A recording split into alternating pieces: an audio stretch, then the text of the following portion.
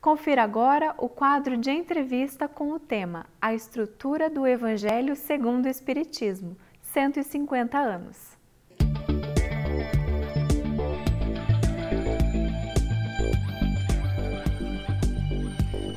Olá, amigos. É um prazer estarmos juntos mais uma vez. Hoje temos a grata satisfação de recebermos Orlando Noronha. Orlando é médium, trabalhador da seara espírita há mais de 30 anos, notadamente no estado de São Paulo. Hoje reside na capital do Paraná, Curitiba. Orlando, te recebemos com muita alegria, com muito prazer aqui. O tema de hoje, na nossa entrevista, é 150 anos de o Evangelho segundo o Espiritismo. Orlando, como é que o codificador construiu, em que cenário ele edificou, ele construiu essa obra magnífica chamada o Evangelho segundo o Espiritismo? Daniel, prazer estar novamente aqui. Em obras póstumas, Kardec irá narrar um fato em que ele, em uma viagem para Saint-André, a esposa dele recebeu a visita, a qual ele irá denominar como Senhorita V. E Amélie, a esposa do codificador, irá travar com a Senhorita V um diálogo interessante, já que Kardec estava em viagem. E Amélie pergunta para a Senhorita V, porque ela era dotada da faculdade de dupla vista, e que Kardec vai estudar depois no livro dos médiuns, na Gênese, né? Vai desdobrar esse assunto. Vai desdobrar esse assunto. Então, Amélie pergunta para a Senhorita V se ela conseguiria identificar o que o codificador estava realizando, que atividade que ele estava realizando. E ela responde assim, sem dúvida.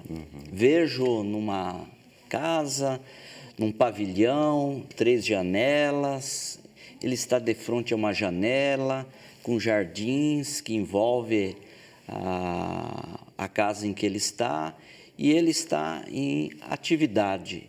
E percebemos que uma multidão de espíritos estão inspirando, mas de uma hierarquia elevada é que se destaca e que coordena as atividades. E a Amélie pergunta, você poderia identificar em que tarefa que ele está se ocupando? Ela então responde, desses espíritos estão me mostrando um livro grande, está escrito o Evangelho. Então é aí que Kardec inicia essa tarefa. A gente observa que Amélie Baudet, a esposa de Allan Kardec, também estava interessada, envolvida, não obstante muitas vezes distante, mas dando suporte ao codificador, né? Ela foi uma figura fundamental nesse processo da codificação espírita, não é mesmo, Orlando? Mas eu queria te perguntar uma outra questão, Orlando. Como é que esta obra extraordinária, que é a obra de conteúdo moral da doutrina espírita, está estruturada? Como é que o codificador estruturou essa obra? Então, o Evangelho segundo o Espiritismo está constituído de 28 capítulos, né?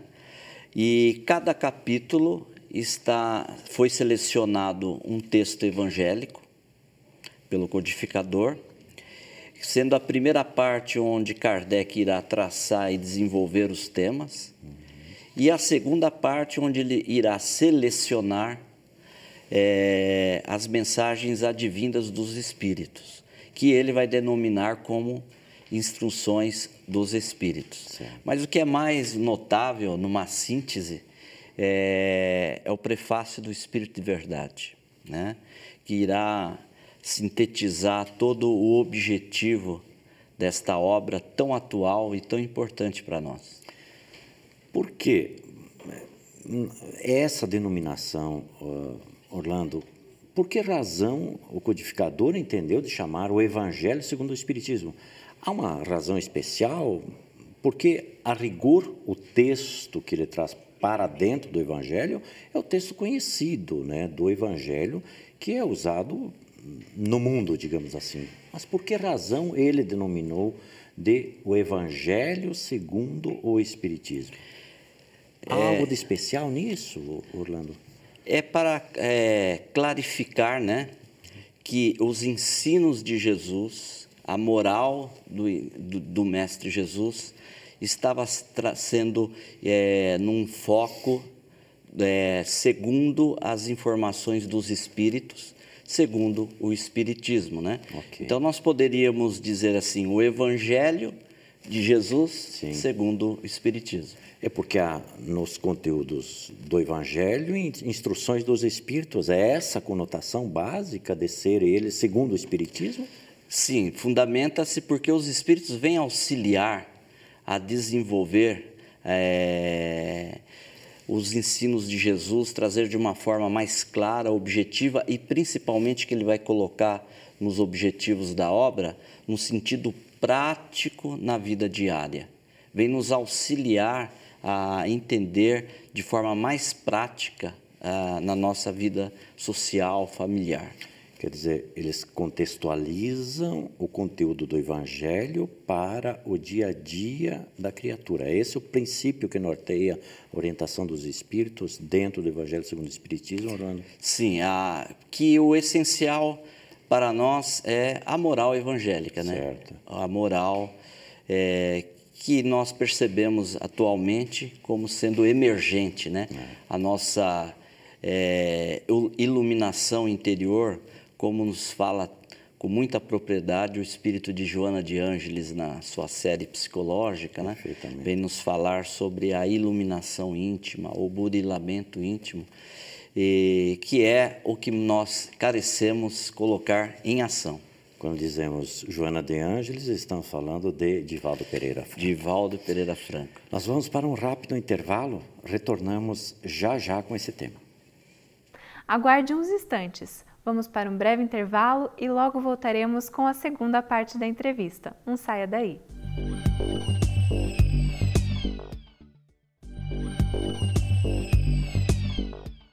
Retornamos com a segunda parte da entrevista e o tema de hoje é a estrutura do Evangelho segundo o Espiritismo, 150 anos. Acompanhe. Retornamos com o nosso assunto, 150 anos de o Evangelho segundo o Espiritismo, com o nosso amigo Orlando Noronha. Orlando, você fez menção de que Kardec construiu os capítulos do Evangelho segundo o Espiritismo. Pode nos dar em que condições que está estruturado, que tipo de trabalho ele fez para estruturar o Evangelho segundo o Espiritismo? O que ele quis nos ensinar didaticamente? Porque ele era um homem que trabalhava com uma didática excepcional. O que é que você tem para nos dizer em relação a essa questão? Quando nós falamos dessa lógica do codificador, que nós vamos ver presente em toda a codificação na Revista Espírita, a gente iremos lembrar de Pestalozzi, né? Pestalozzi, grande educador. Grande educador. E na Revista Espírita de 1865, quando Kardec irá fazer uma reedição do Evangelho segundo o Espiritismo, ele comenta que foi feito algumas alterações, algumas classificações para melhorar a busca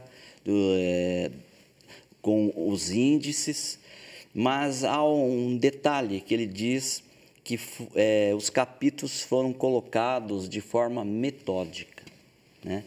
De forma que vamos dizer assim, está explicando a outra, né? Dentro de uma lógica. Então, nós vamos perceber no capítulo 1, né? Não vim destruir a lei, que é a lei natural que ele colocará para os espíritos no livro dos espíritos, né? Exatamente. Então, nós vamos ter as 3 primeiras revelações, Moisés, Jesus e o Espiritismo, que são as leis morais, onde estão assentadas irá nortear o nosso relacionamento na evolução. Aí no capítulo 2, ele coloca que meu reino não é deste mundo, né? Então nós vamos perceber ali um item que ele vai falar sobre a vida futura. E qual é a correlação? Aonde estão essas leis baseadas? Estão baseadas na imortalidade da alma, se assentam na imortalidade da alma, que ele colocará na vida futura. Depois o capítulo 3 virá falar: há muitas moradas na casa de meu pai. Ou seja, aonde é que essas leis se aplicam? Senão nesse universo incomensurável, né? Onde bailam todos os astros e onde estão todos esses espíritos evoluindo, né? E então, nessa sequência lógica, nós então veremos que nós iremos evoluir. Qual é o mecanismo? Aí entra o capítulo número 4, né? Que seria sobre a reencarnação. Ninguém verá o reino de Deus se não nascer de novo. E assim, e quais são as nossas experiências? Bem-aventurados os aflitos. Então, nós vamos perceber que existe no processo, uma lógica natural.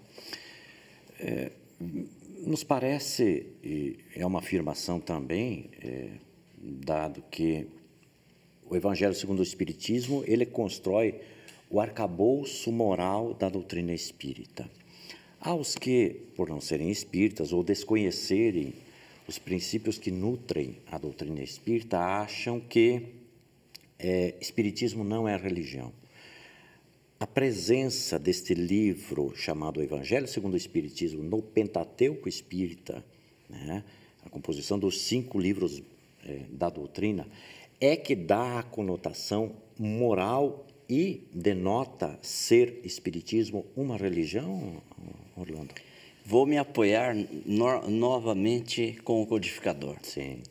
Na Revista Espírita de 1868, dezembro, Kardec inicia: o Espiritismo é uma religião? E ele irá fazer toda uma argumentação filosófica, né? Então, ele coloca assim: senhores, se querem saber no sentido filosófico, o Espiritismo, sim, é uma religião, né?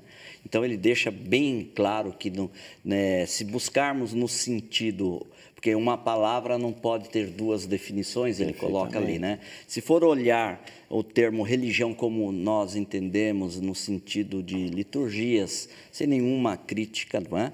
Mas no sentido de hierarquias, sem dúvida, o Espiritismo, sentido dessa palavra, religião, não se aplica.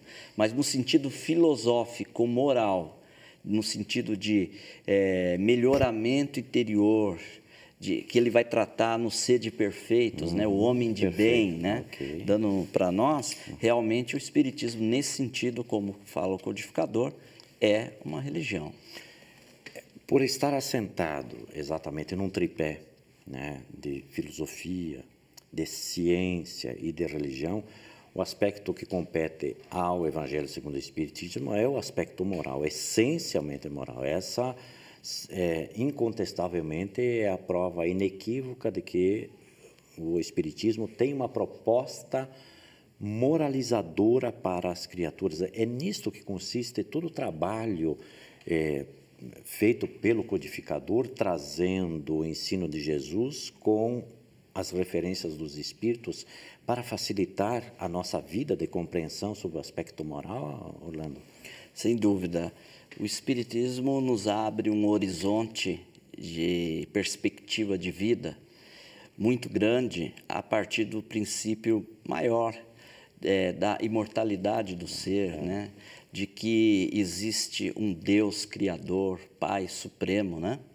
Existe uma lei que rege tanto física e espiritual como moral, que norteia os nossos caminhos e que nós estamos de volta ao Pai. É mais ou menos aquela a parábola do filho pródigo, né? Estamos de retorno na experiência para o Pai. E quando nós falamos da questão moral, nós vamos lembrar aquilo que sempre Kardec deixou claro, que a questão maior e primordial da humanidade e da sociedade é a educação. E a educação moral. Tá certo. Orlando, nossa gratidão pela tua presença aqui, mais uma vez. Né? Aguarda um pouquinho, já retornamos com A Vida em Foco.